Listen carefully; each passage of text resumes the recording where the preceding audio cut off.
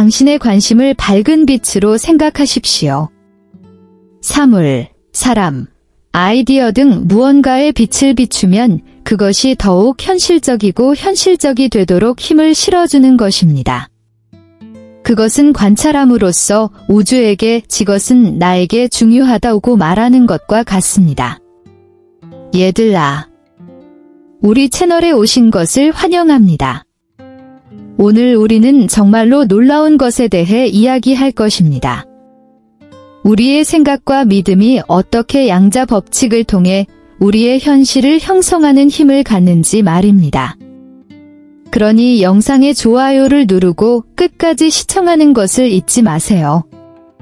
저희가 흥미롭고 변혁적인 많은 개념을 탐구할 것이기 때문입니다. 이제 정원을 생각해 보세요. 매일 식물을 관찰하면 언제 물, 햇빛, 가지치기가 필요한지 알게 될 것입니다. 주에 깊게 관찰하면 정원에 꽃이 피어납니다. 이는 관찰이 사물의 상태를 어떻게 바꿀 수 있는지를 보여줍니다. 양자물리학에는 관찰자 효과라는 현상이 있습니다. 그는 입자를 관찰하는 단순한 행위가 입자의 행동을 바꿀 수 있다고 말합니다. 정말 마법 같은 일이죠. 그렇죠? 마치 세상이 우리가 어디를 볼지 보고 그것이 어떨지 결정하기를 기다리고 있는 것처럼 말입니다. 그러므로 당신의 삶에서 무언가가 성장하기를 원한다면 그것에 더 많은 관심을 기울이십시오. 새로운 언어를 배우고 싶나요? 매일 관찰하고 연습하세요. 더 건강해지고 싶나요? 식습관과 운동 습관을 살펴보십시오. 핵심은 좋고 긍정적인 것에 집중하는 것입니다. 당신의 관심은 강력하다는 것을 기억하십시오. 현명하게 사용하세요. 이제 에너지가 우리가 볼 수는 없지만 느낄 수 있는 바람과 같다고 상상해 보세요. 그것은 모든 것 속에 있습니다. 태양의 열기 속에, 나뭇잎의 움직임 속에, 심지어 우리의 생각과 감정 속에도 있습니다. 에너지는 우리에게 살고, 일하고, 사랑할 힘을 주는 것입니다. 그런데 이 에너지가 잘 흐르지 않으면 어떻게 될까요? 바람이 불지 않는 날과 같아서 모든 것이 고요하고 답답해 보입니다. 때로 우리는 바람도 없고 움직임도 없는 곳에 갇혀있는 듯한 느낌을 받습니다. 이는 대개 슬픈 일에 대해 생각하거나 문제에 대해 걱정하는데 너무 많은 시간을 소비할 때 발생합니다. 에너지가 다시 흐르기 위해서는 더운 날 집에서 하듯이 마음의 창문을 열어야 합니다. 신선한 공기를 들이마신다는 것은 새로운 아이디어와 긍정적인 감정을 받아들이는 것을 의미합니다. 이렇게 하면 연기가 바람에 흩어지듯이 부정적인 에너지가 사라져 버립니다. 그러니 다시 기운이 흐르는 것을 느끼고 싶다면 생각을 바꿔보세요. 걱정하는 대신 해결책을 찾으세요. 슬퍼하기보다는 행복했던 시절을 생각해보세요. 그리고 좋아하는 일을 하는 것도 잊지 마세요. 이는 에너지 순환에도 도움이 되기 때문입니다. 기억하세요.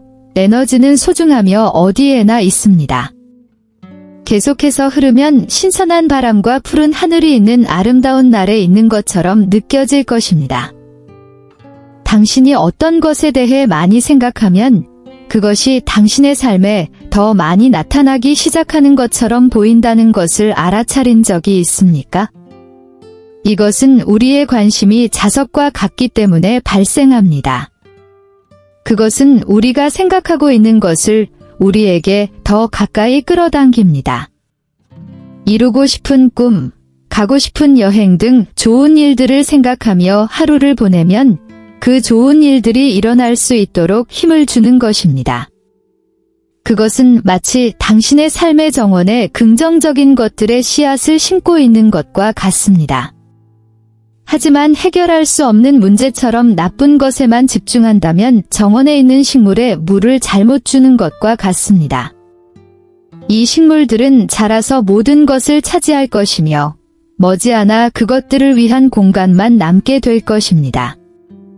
그러므로 주의를 집중할 곳을 잘 선택하는 것이 매우 중요합니다. 문제가 아니라 당신을 행복하게 만드는 것들과 해결책에 대해 더 많이 생각하도록 노력하십시오. 이렇게 하면 당신의 에너지가 당신의 삶에 더 많은 좋은 일을 가져오는데 도움이 된다는 것을 알게 될 것입니다. 기억하세요. 당신의 관심은 강력합니다. 이를 사용하여 아름다운 꽃과 맛있는 과일이 가득한 정원을 만들어 보세요. 주의는 극성과 비극성의 두 가지 유형의 자석에 비교될 수 있습니다. 극지주의는 끌어당기는 면과 밀어내는 면이 있는 일반 자석과 같습니다.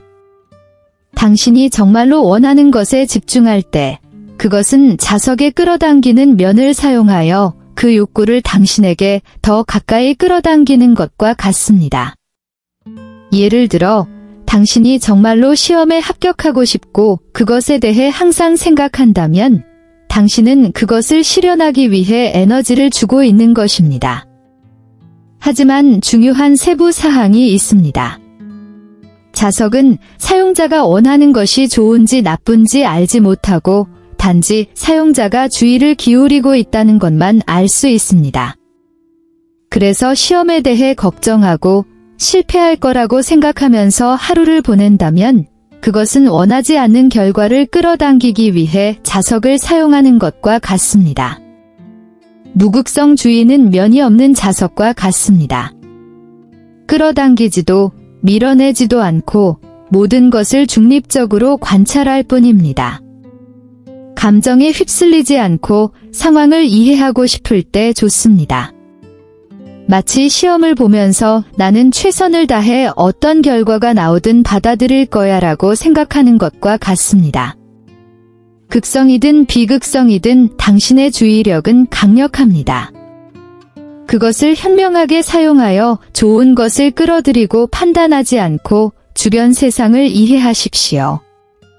그러면 긍정적인 가능성으로 가득 찬 현실을 만들 수 있습니다. 이제 사회가 하나의 거대한 극장과 같다고 상상해 보십시오. 우리는 어릴 때부터 우리가 해야 할 역할을 배웁니다. 종종 이 역할은 두려움으로 가득 찬 대본과 함께 제공됩니다. 실수를 저지르는 것에 대한 두려움, 다른 사람들이 어떻게 생각할지에 대한 두려움, 충분하지 않다는 두려움.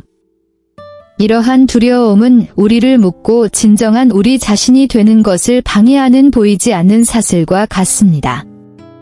이 사슬은 무언가가 우리가 원하는 대로 되지 않을 때 발생하는 분노나 우리가 항상 강하고 완벽해 보이고 싶어하게 만드는 자부심과 같은 부정적인 감정으로 구성됩니다. 이러한 감정이 우리를 지배하게 놔두면 우리는 마치 항상 가면을 쓰고 있는 것처럼 우리의 진정한 모습과 일치하지 않는 방식으로 행동하게 됩니다.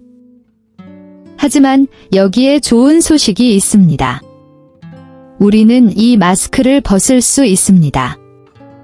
우리는 두려움 대본을 따를 필요가 없습니다. 두려움에 맞서는 용기와 변화하겠다는 결심으로 우리는 우리 삶의 새로운 이야기, 우리가 진정한 주인공이 되는 이야기를 쓰기 시작할 수 있습니다. 왜 특정 것들을 두려워하는지 질문하는 것부터 작게 시작하십시오. 믿을 수 있는 친구나 가족과 함께 두려움에 대해 이야기하거나 그에 대해 글을 써보세요. 때로는 말하거나 글을 쓰는 것만으로도 사슬이 풀리기 시작합니다. 당신은 당신 인생의 작가입니다. 용기와 결단력으로 두려움의 사슬을 끊고 삶의 무대에서 자유롭게 춤을 출 수 있습니다. 당신의 인생은 발자국으로 가득 찬 길과 같다고 생각하십시오. 일부는 당신의 것이고 다른 일부는 과거 상황으로 인해 남겨졌습니다. 때로 우리는 자신도 모르는 사이에 같은 실수를 반복하면서 마치 원을 그리듯 낡은 발자취를 따라갑니다. 이러한 패턴은 지나간 시간의 메아리와 같지만 여전히 우리의 행동과 감정에 울려 퍼집니다. 그들은 우리가 같아서 새로운 경험과 관계로 나아갈 수 없는 것처럼 느끼게 만들 수 있습니다. 하지만 좋은 소식이 있습니다. 당신에게는 새로운 발자국을 만들 수 있는 힘이 있다는 것입니다. 트라우마에 대한 인식과 변화에 대한 의식적인 결정을 통해 새로운 방향으로 움직일 수 있습니다. 이는 교차로에서 다른 길을 선택하는 것과 같습니다. 당신이 취하는 모든 의식적인 발걸음은 당신의 인생길의 새로운 발자국입니다. 그리고 조금씩 이 새로운 발자국은 새로운 패턴, 즉 긍정과 성장의 패턴을 형성할 것입니다. 과거는 고대의 발자국을 형성했을 수도 있지만 미래는 지금 남기기로 선택한 발자국에 달려 있습니다. 당신은 당신의 길의 창조자입니다. 인생을 책처럼 생각해 보세요. 비극성주의는 페이지를 다시 쓰고 싶지 않고 이 책을 읽는 것과 같습니다. 행복하든 슬프든 각 장을 받아들이고 모든 사람이 이야기의 일부임을 이해하는 것입니다. 과거에 일어난 일을 받아들이는 것은 그 책의 각 페이지를 보면서 어떤 페이지가 어려웠더라도 이미 기록되어 지울 수 없다는 것을 이해하는 것과 같습니다. 이는 페이지를 넘기는데 필수적입니다. 우리가 일어난 일을 받아들인다면 우리는 무거운 짐을 지는 것을 멈추는 것과 같습니다. 우리는 더 이상 생명책과 싸우고 있는 것이 아니라 생명책으로부터 배우고 있는 것입니다.